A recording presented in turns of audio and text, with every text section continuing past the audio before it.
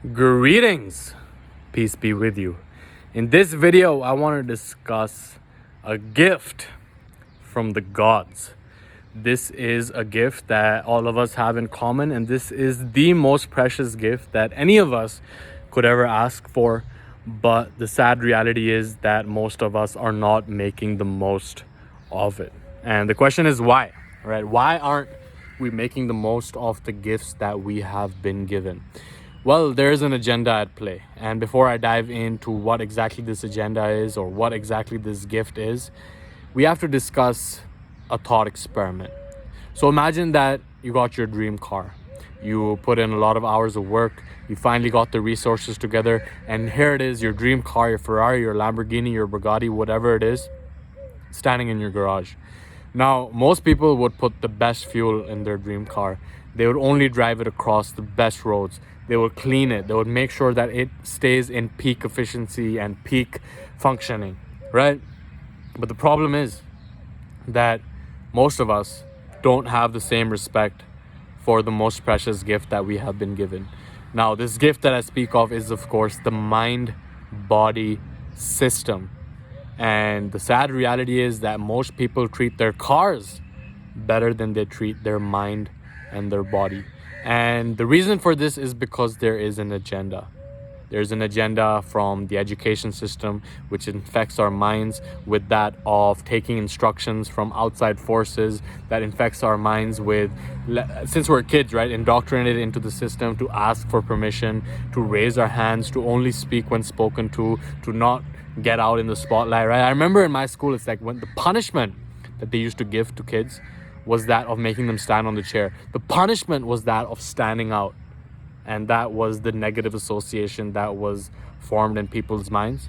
And that is why most people would rather be in the casket than give the eulogy at a funeral, right? Most people are more scared of public speaking than they are of death, right? This is a pretty famous toll given over here.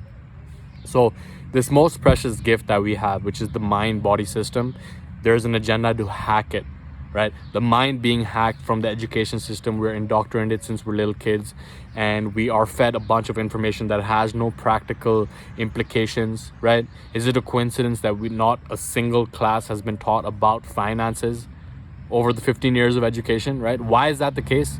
Well, it's to keep people in ignorance, to keep people scared of money, to keep people in that enslavement mentality so that they work for money the rest of their lives. They get in debt and they become dependent on external circumstances, and they remain a part of the system, right? They feed the system, and the system really feeds off of low vibration energy. Got something on my forehead over there, like shame, like guilt, like fear, right? Like scarcity. That is the energy that the system feeds off of.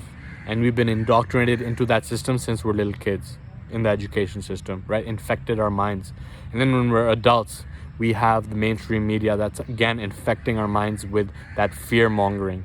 We have mindless television that distracts us from what's truly important, right? All infecting the temple of our mind.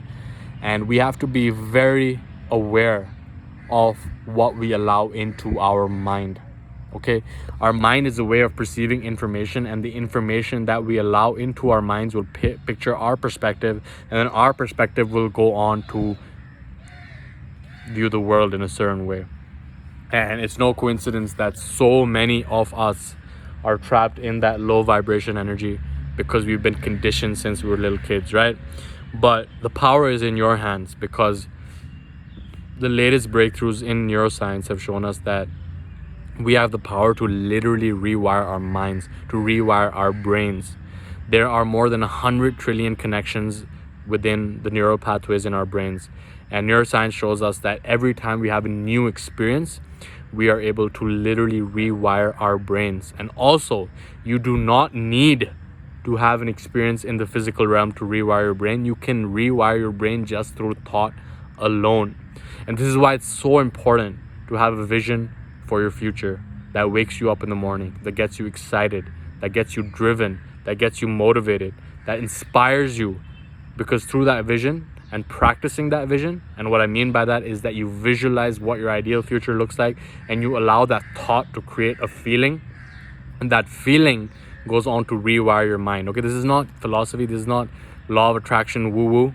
This is literally neuroscience. Okay, they've shown that when they bring in two groups of subjects, one of them practices a particular song on a piano, the other group practices it in their mind, and when they run the brain scans afterwards, they both have new neural connections in their brain, in their mind. So the power is in your hands. You always have to keep on growing, keep on improving, keep on creating new experiences, because there's no such thing as staying the same, right? The only thing that stays the same at the end of the day is death, right? That's stagnant. Life is like up and down, but we have to make sure that we are consistently moving in the top right direction, right? If you were to imagine a quadrant, right? A quadrant, we are consistently moving in the top right direction, because if we're not growing, if we're not evolving, if we're not improving, if we're not getting better, then we are definitely getting worse. So be very aware of what information you allow into your mind. Now, the body is also being hijacked from the food industry that are selling edible food like substances, like sugar, like refined grains, like refined vegetable oils that hijack our biochemistry, that cause our body to release inflammatory markers, right? Cause inflammation in our body, that causes stress, that causes unease, that causes dis-ease in our bodies. Because for a long time I thought that my genetics were bad. Oh, I have bad genetics. And there's a common conception that our genes are our destiny. But again, this is something that is not brought into the mainstream awareness, which is that our genes are not our destiny. Our genes are like the keys on the piano, and our epigenome is like the song that's being played. So even though you can't change the genes, you can play an infinite number of songs, and that song is determined by the environment that is influencing your body. Okay, you can literally determine what genes are being expressed in your body. You can literally rewire your brain. You have the power in your hands. But when we outsource that power to some dude in a lab coat, when we outsource that power to these heads of state known as teachers since we're little kids, and then we're conditioned to chase approval, to chase that getting instructions, right? What is the education system made for? It was actually created by the Rockefellers, who, there's a quote from I think it was John D. Rockefeller or John Rockefeller Jr. who said that I do not want a nation of thinkers, I want a nation of workers. And the education system was created during the Industrial Revolution, whereby the majority of people were working in factories on an assembly line. They were robots, and sadly, that has not evolved. We are going through the same education system that we were back then, but we're living in the age of information. And people that are going through the education system at this point, yeah, it's a totally different story. If you're trying to be a doctor or a lawyer, you need a certification. But if you are in the process of creating a business, if you're in the process of creating a life on your terms, and you are sitting in a lecture hall learning from someone who only read a bunch of books, right? Because I remember when I was in university, I was taking a business class, and the professor who's teaching me business never started a business. And here he is just regurgitating what he read in a book. And here I am paying like hundreds of thousands of dollars to the university. Okay, so the gift of the gods is our mind-body system, and it is the most complex machinery that we know of in the universe to this point of our evolution, because it's kind of like an artificial intelligence program that takes in new information and optimizes and continues to improve. But that is the potential, because the other side of the spectrum is to go in the opposite direction, to go towards entropy, to go towards chaos, to go towards decay. Because like I said, if you're not evolving, if you're not growing, if you're not improving, then you are definitely getting worse. If you're not getting better, then you're definitely getting bitter about your decline. And that's going to be expressing itself in a bunch of different ways.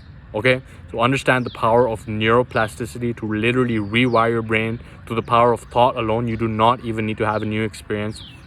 Make sure that you have a vision for your future that drives you, that inspires you, that wakes you up with excitement, right? Because if you don't, then what's the point, right? If you're not excited to get out of bed in the morning, then what's the point, right? So if you're not, then that is a call for you to really get clarity in your life, because it seems like that there are programs that have hijacked your mind, that have hijacked your operating system, and it's caused you to focus on things that are not truly important to your soul. You have to get clear on what your soul is here to do. There's a reason that you're here. What do you love to do, right? What are you naturally good at? What can you offer in service to humanity? How can you cultivate your greatest gifts in greatest service to the lives that you touch? And also, do not use your genetics as an excuse, because epigenetics means that you are in control of how those genes are being expressed. And if the environment around you is not supporting your growth, is not supporting your evolution, if the people around you are not supporting your growth, are not supporting your evolution, then you have to develop an awareness around that. And if you have an awareness around that and you're still not making a change, then you are a victim of your own prison. You are a victim of your own perception. You are a victim of your own decisions. And the time is now to take back your power and begin making strides towards creating a life that you love. Your first responsibility is to yourself. Your first responsibility is to ensure that you are happy. Your first responsibility is to ensure that your cup is flowing over. Because if your cup is empty, then there's no way that you can go and help other people, okay? If you don't love yourself, you can't give something you don't have.